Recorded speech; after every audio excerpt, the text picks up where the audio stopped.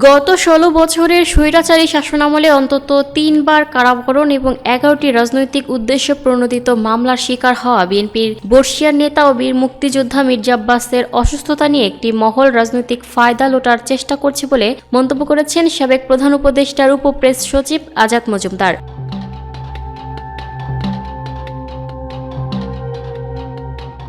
শনিবার ১৪ মার্চ মধ্যরাতে সামাজিক যোগাযোগ মাধ্যম ফেসবুকে দেওয়া এক পোস্টে তিনি এই সুবিধাবাদী রাজনীতির কড়া সমালোচনা করেছেন। নিজের ফেসবুক পোস্টে আজাদ মজুমদার লেখেন, ২০০৯ থেকে ২০২৪ সাল পর্যন্ত স্বৈরাচারী শাসনামলে মির্জা আব্বাসকে অন্তত ৩বার কারাগারে পাঠানো হয়েছিল। সেই সরকার তাকে অন্তত ১১টি মামলায় জড়িয়েছিল, যার সবগুলোই রাজনৈতিক উদ্দেশ্য প্রণোদিত বলে ব্যাপকভাবে পরিচিত।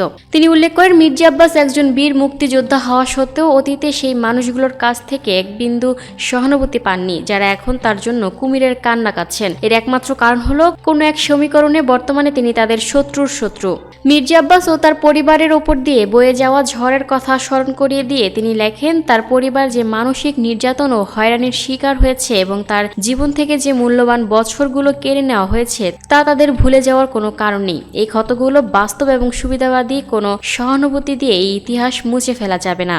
সম্প্রতি মির্জা আব্বাসের অসুস্থতা নিয়ে রাজনৈতিক মহলে চলা আলোচনার সমালোচনা করে আজাদ মজুমদার বলেন, এখন কেউ কেউ ফায়দা লুটতে তার অসুস্থতার জন্য তার বর্তমান রাজনৈতিক প্রতিপক্ষকে দায়ী করার চেষ্টা করছেন। এই ধরনের কূটতর্ক কারো কোনো উপকারে আসবে না, বিশেষ করে মির্জা আব্বাসের তো নয়ই। লোক দেখানো ক্ষোভ বা রাজনৈতিক ফায়দা লোটার পরিবর্তে এই মুহূর্তে মির্জা আব্বাসের জন্য সবার কাছে আন্তরিক দোয়া চেয়েছেন তিনি। পোস্টের শেষে তিনি লেখেন, যারা তাকে সত্যিকার অর্থে সম্মান করেন তাদের আন্তরিক দোয়াই এখন তার প্রয়োজন। দ্রুত সুস্থ হয়ে উঠুন আব্বাস ভাই।